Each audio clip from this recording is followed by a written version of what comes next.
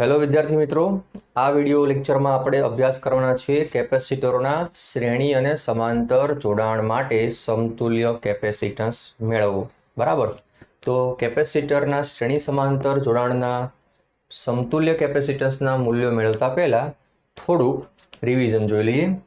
મિત્રો, આપણે સૌ જાણીએ છીએ કે કેપેસિટન્સના સૂત્રો કયા છે. તો કેપેસિટન્સના સૂત્રો તમને યાદ હોવા જોઈએ. એક તો C બરાબર Q/V છે. ચલો, આ સૂત્ર ક્યારે યુઝ થાય? જ્યારે વીજભાર અને વીની કિંમત આપી હોય ત્યારે. C બરાબર 4πε0r. આ ક્યારે યુઝ થશે? જ્યારે આપણને R ત્રિજ્યાનો ગોળો આપ્યો હોય. R ત્રિજ્યાનો ગોળો આપેલો હોય અને એના પર વીજભાર આપણે શોધવું હોય તો આ યુઝ થાય. અને C બરાબર ε0A/d. ખાસ આ સૂત્ર એ સમાંતર પ્લેટ કેપેસિટર માટે છે. શેના માટે છે? સમાંતર પ્લેટ કેપેસિટર માટે. ઓકે, હવે જુઓ, કેપેસિટરની સંજ્ઞા શું હતી? તો કેપેસિટરની સંજ્ઞા આ પ્રમાણે હતી. આ હતી કેપેસિટરની સંજ્ઞા. ઓકે, આટલું આપણે જાણીએ છીએ. હવે પ્રશ્ન એ થાય કે કેપેસિટરના સમાંતર અને શ્રેણી જોડાણની જરૂરિયાત કઈ છે? વિદ્યાર્થી મિત્રો, વિદ્યુત પરિપથની અંદર આપણે જ્યારે વધારે કે ઓછો વીજભાર સંગ્રહ કરવાની જરૂર પડતી હોય, યાદચ્છિક પરિપથ બનાવવા માટે આપણે આપણી જરૂરિયાત પ્રમાણનો પરિપથ બનાવવો હોય ત્યારે અમુક સમયે વધારે વીજભાર સંગ્રહ કરવાની જરૂર પડતી હોય કે ઓછો વીજભાર સંગ્રહ કરવાની જરૂર પડતી હોય. આવા સંજોગોમાં આપણે કેપેસિટરના શ્રેણી અને સમાંતર જોડાણનો ઉપયોગ કરતા હોઈએ છીએ. ઓકે, તો જોઈએ કેપેસિટરનું સમાંતર જોડાણ. ખૂબ જ સિમ્પલ થિયરી છે. કેપેસિટરો નું સમાંતર જોડાણ અને સમતુલ્ય કેપેસિટન્સ. તો વિદ્યાર્થી મિત્રો, અહીં આપણે 3 કેપેસિટરો માટે સમાંતર જોડાણના સમતુલ્ય કેપેસિટન્સનું સૂત્ર મેળવીશું. ક્લિયર? 2 કેપેસિટર માટે પણ તમે મેળવી શકો છો, n કેપેસિટર માટે પણ મેળવી શકો છો, પણ તમને આ 3 કેપેસિટર માટે આવડશે એટલે તમે બીજા 2 પ્રકારના જોડાણો જાતે કરી શકશો. જોઈએ તો પહેલા તો આપણી પાસે 3 કેપેસિટર હોવા જોઈએ. યસ, આ રહ્યા 3 કેપેસિટરો. સમાંતર જોડાણ છે એટલે એક તરફના છેડાઓ એક સામાન્ય બિંદુએ હશે છે, બીજી તરફના છેડાઓ બીજા સામાન્ય બિંદુએ હશે. હા, આ રહ્યા. ઓકે, હવે આ બધાને આપણે બેટરીના ટર્મિનલ સાથે જોડી દઈશું. એક પ્લસ હોય ને બીજો માઇનસ. ઓકે, પ્લસ ટર્મિનલની સાથે જે પ્લેટ આવતી હોય એ પ્લસ હશે, સામે કેવી હશે? માઇનસ. એટલે ડાબી બાજુની જેટલી પણ પ્લેટો છે બધા ઉપર વીજભાર કયો હશે? ક્યુ પ્લસ ક્યુ પ્લસ ક્યુ અને પ્લસ ક્યુ. અને અહીંયા બધે કયો વીજભાર હશે? માઇનસ ક્યુ અને માઇનસ ક્યુ. ઓકે, આ C1 પહેલું કેપેસિટર છે તો એમાં સંગ્રહતો વીજભાર Q1 હશે. ઓકે, બીજા કેપેસિટરમાં સંગ્રહ પામતો વીજભાર કયો હશે? Q2 હશે. અને ત્રીજામાં સંગ્રહ પામતો વીજભાર Q3 હશે. આ થઈ ગયું આકૃતિ. બરાબર. હવે જુઓ આકૃતિનું વર્ણન. શું છે આકૃતિનું વર્ણન? તો આકૃતિમાં આપણે 3 કેપેસિટરોને સમાંતરે જોડેલા દર્શાવેલા છે. ઓકે, તો આકૃતિમાં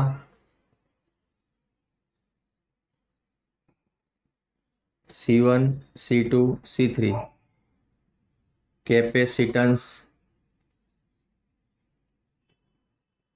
ધરાવતા 3 કેપેસિટરો કોની સાથે? V વોલ્ટની બેટરી સાથે. બરાબર. V વોલ્ટના વિદ્યુત પ્રાપ્તિ સ્થાન અથવા તો બેટરી સાથે સમાંતરમાં જોડેલ છે. Very good. ચલો, આ ક્લિયર થઈ ગયું. 3 કેપેસિટરો છે C1, C2 અને C3. એ આપણે સમાંતરમાં જોડેલા છે. અહીં દરેક કેપેસિટરની 2 પ્લેટો વચ્ચે અહીં દરેક કેપેસિટરોની પ્લેટો વચ્ચે PD એટલે કે સ્થિતિમાન વિદ્યુત સ્થિતિમાન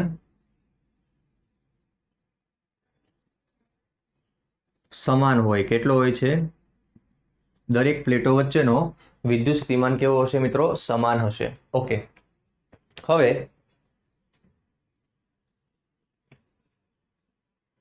કેપેસિટર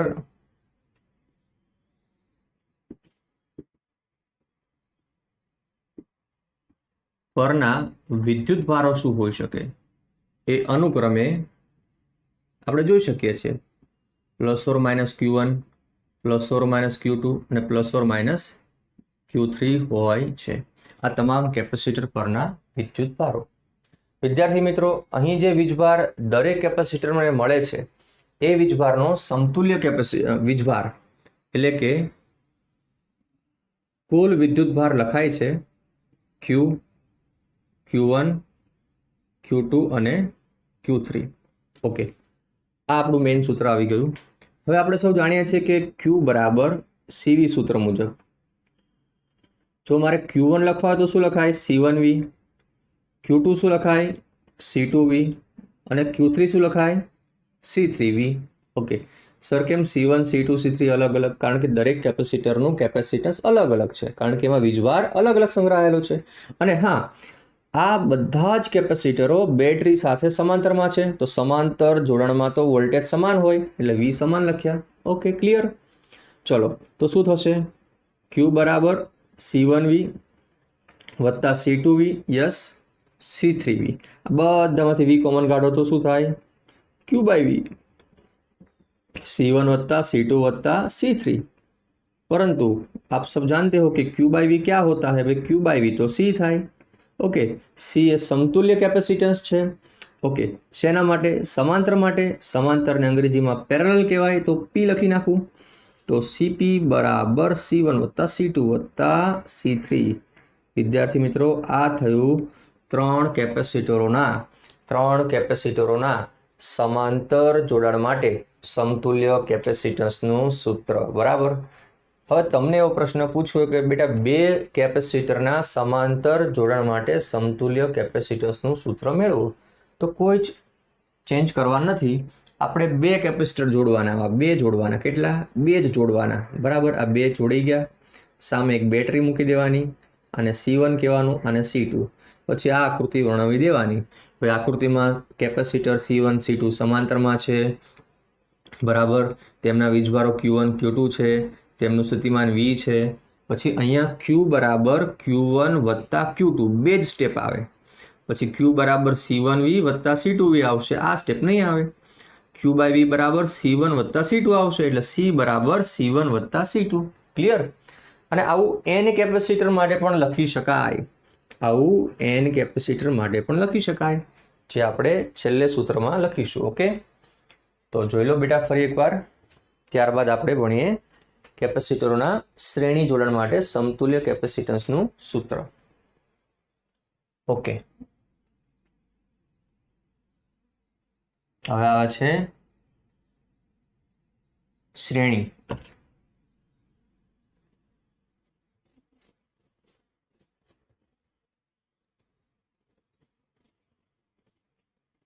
વિદ્યાર્થી મિત્રો, અહીં પણ આપણે ત્રણ કેપેસિટરોના શ્રેણી જોડાણ માટે સમતુલ્ય કેપેસિટન્સ મેળવીશું. ઓકે, તો પહેલા તો આપણે ત્રણ કેપેસિટરોને શ્રેણીમાં જોડવાના છે. ભાઈ જોડ્યા. આ બેટરી બરાબર, એક પ્લસ ને એક માઇનસ છેડો, અથવા તમે આ સંજ્ઞા પણ લખી શકો છો, કોઈ પણ ચાલે. તમને ખ્યાલ હોવો જોઈએ કે કયો છેડો ધન છે, કયો ઋણ.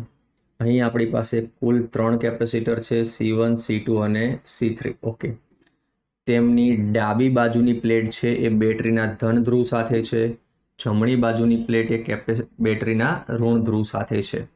અહીંયા ધન વીજભાર હોય, અહીંયા ઋણ વીજભાર હોય, અહીંયા ધન વીજભાર હોય, અહીંયા ઋણ વીજભાર હોય, ધન વીજભાર હોય, ઋણ વીજભાર હોય. ક્લિયર છે? ઓકે, હવે બેટા દરેક કેપેસિટરના બે છેડા વચ્ચેના વોલ્ટેજ અનુક્રમે V1, V2 અને V3 હશે. ક્લિયર? તમે કુલ કેટલો વોલ્ટેજ લગાવ્યો છે? V. તો સપ્લાય વોલ્ટેજ આપણો V છે. આ થઈ ગઈ આકૃતિ. હવે આપણે આને આકૃતિનું વર્ણન કરવાનું છે. આપણા સરળ શબ્દોમાં બસ આકૃતિનું વર્ણન કરવાનું છે. પછી એક મુખ્ય સૂત્ર તારવીશું અને એના ઉપરથી આપણે કેપેસિટન્સનું સૂત્ર તારવીશું. તો જોઈએ આકૃતિમાં તમને શું દેખાય છે વિદ્યાર્થી મિત્રો? તો આકૃતિમાં આપણને ત્રણ કેપેસિટરો આકૃતિમાં દર્શાવ્યા મુજબ C1, C2 અને C3 કેપેસિટન્સ ધરાવતા કેપેસિટરો V વોલ્ટની બેટરી સાથે કેવા છે? શ્રેણીમાં જોડેલ છે. એટલે વિદ્યાર્થી મિત્રો તમને જે દેખાય છે એ જ આપણે લખવાનું છે, જે દેખાય છે એ જ લખવાનું છે, બરાબર? ત્રણ કેપેસિટરો કેવા છે? શ્રેણીમાં જોડેલ છે. અહીં કેપેસિટરની ડાબી પ્લેટ પર કેપેસિટરોની ડાબી પ્લેટો પર પ્લસ ક્યુ અને જમણી પ્લેટો પર માઇનસ ક્યુ વીજભાર છે. ઓકે, આમ તો કેપેસિટરમાં જે વીજભાર સંગ્રહ થાય તેને આપણે ક્યુ કહીએ છીએ, પણ આપણે એક પ્લેટ ઉપર ધન વીજભાર હોય છે, બીજી પ્લેટ પર ઋણ વીજભાર હોય છે, એટલે સેપરેટલી લખીએ છીએ. હવે જો કે કેપેસિટરોની પ્લેટો વચ્ચેના પીડી એટલે કે વિદ્યુત સ્થિતિમાનો અનુક્રમે કયા છે બેટા? V1 છે, યસ, V2 અને V3 છે. ઇન શોર્ટ અહીંયા એવું થાય છે કે તમે જે વોલ્ટેજ લાગુ પાડો છો ને, આ વોલ્ટેજ ત્રણેય કેપેસિટરને સેપરેટલી મળે છે, અલગ અલગ મળે છે, બરાબર? એટલા માટે શું કરવું પડશે? અહીંયા કુલ વોલ્ટેજ એ ત્રણેય વોલ્ટેજનો સરવાળો થશે. આ તમારું મેઇન સૂત્ર. હવે જોઈએ કે Q બરાબર યસ CV મુજબ V શું થાય? Q/C. તો મારે V1 લખવું શું લખાય? Q/C1. V2 શું લખાય? Q/C2.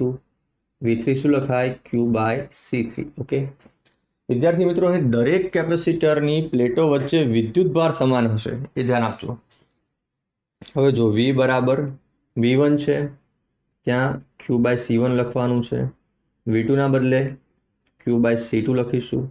V3 ના બદલે Q/C3. ઓકે, આ બધા વીજભારને કોમન કાઢો તો V/Q થશે 1/C1, 1/C2, 1/C3.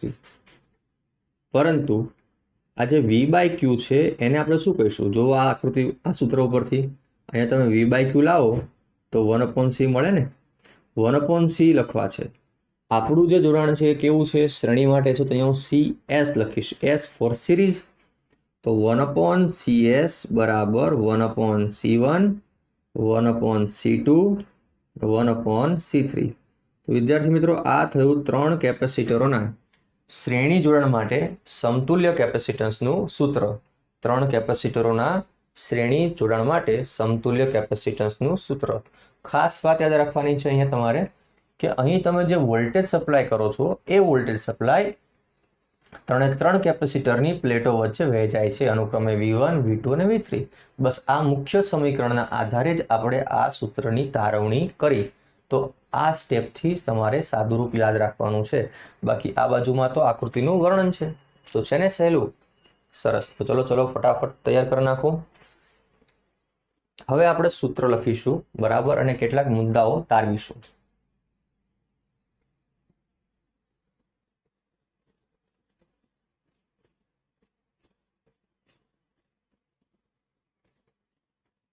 વિદ્યાર્થી મિત્રો, MCQ અને દાખલાઓ ગણવા માટે સૌથી અગત્યની વાતો આપણે અહીંયા નોંધ કરવાના છીએ. ઓકે મિત્રો, હવે જોઈએ કેપેસિટરોના શ્રેણી અને સમાંતર જોડાણના સૂત્રો.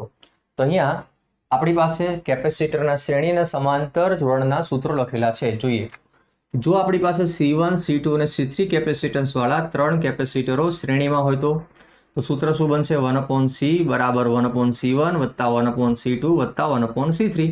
શ્રેણી જોડાણ છે એટલે અંગ્રેજીમાં એને સિરીઝ કહેવાય, તો સિરીઝના બદલે S શબ્દ, સમાંતરને પેરેલલ કહેવાય તો P લખીશું, અહીંયા આપણે S લખીશું, સિરીઝની સાઇન, બરાબર.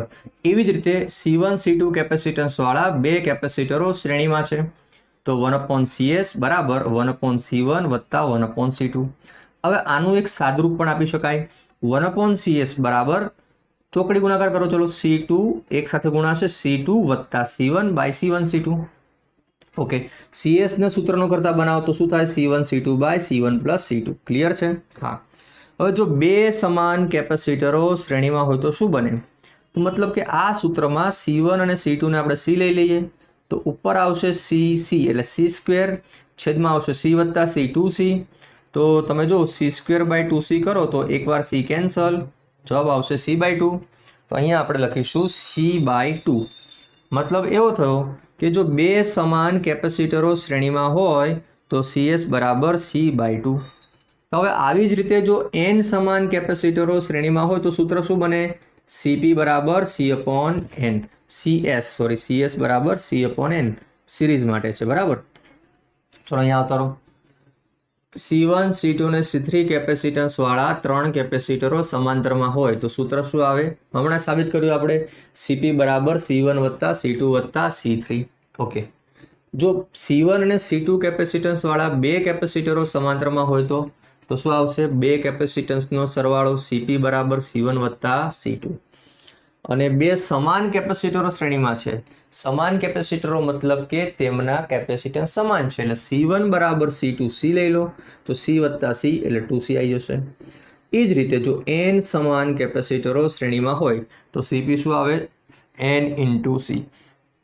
વિદ્યાર્થી મિત્રો અહીં એક નોંધ કરજો કે જ્યારે તમે કેપેસિટરને શ્રેણીમાં જોડો છો તો કેપેસિટરનું કેપેસિટન્સ સમાન કેપેસિટરો માટે n ભાગનું થાય છે અને સમાંતરમાં તે n ગણું થાય છે. એટલે એવું કહી શકાય કે શ્રેણીમાં જોડતા કેપેસિટન્સ ઘટે છે અને સમાંતરમાં જોડતા કેપેસિટન્સ વધે છે. આ આપણે ધ્યાન રાખવાનું. એક નાનો દાખલો જોઈ લઈએ. ધારો કે C1 બરાબર 4 માઇક્રોફેરાડે છે અને C2 બરાબર 6 માઇક્રોફેરાડે. ચલો શ્રેણીમાં જોડ્યા છે, આ બંનેને આપણે શ્રેણીમાં જોડ્યા છે, બે કેપેસિટરો છે, અલગ અલગ છે, શ્રેણીમાં જોડ્યા છે તો કયું સૂત્ર આવે, તો સર બે કેપેસિટરો શ્રેણીમાં છે તો આ સૂત્ર આવશે, આ રહ્યું આ. ચલો મૂકો, C1 C2 by C1 plus C2. C1 કેટલા, 4 ગુણ્યા 6 ભાગ્યા 4 વત્તા 6, 6 ચોક 24/10, 2.4 માઇક્રોફેરાડે. રાઈટ, આવડે ને, સિમ્પલ છે. ચલો સિરીઝમાં હતા, હવે પેરેલલમાં એટલે સમાંતરમાં. જો સમાંતરમાં હોય તો CP લખાય, બે કેપેસિટરો જુદા જુદા સમાંતરમાં છે તો સૂત્ર આ આવશે. ચલો શું થશે, C1 પ્લસ C2. C1 કેટલા, C1 છે સર 4, C2 કેટલા 6, તો જવાબ આવશે 10 માઇક્રોફેરાડે. હવે બેટા ધ્યાનથી જુઓ કે જ્યારે તમે બે કેપેસિટરોને શ્રેણીમાં જોડો છો તો અંતિમ જવાબ જે મળે છે તે પરિણામી કેપેસિટન્સ નાનામાં નાના કેપેસિટન્સ કરતાં પણ ઓછું હોય છે અને સમાંતરમાં જોડો છો તો પરિણામી કેપેસિટન્સ એ મોટામાં મોટા કેપેસિટર કરતાં પણ વધારે હોય છે. જો 6 કરતાં વધારે છે તો આવી બાબતો પણ તમારે યાદ રાખવી જોઈએ. તો આ હતું આજે કેપેસિટરનું શ્રેણી અને સમાંતર જોડાણ. નેક્સ્ટ વિડીયોમાં આપણે મળીએ છીએ, ત્યાં સુધી આવજો, ધ્યાન રાખજો, નોટ્સ બનાવીને લખતા રહેજો, તૈયાર કરતા રહેજો. Thank you very much.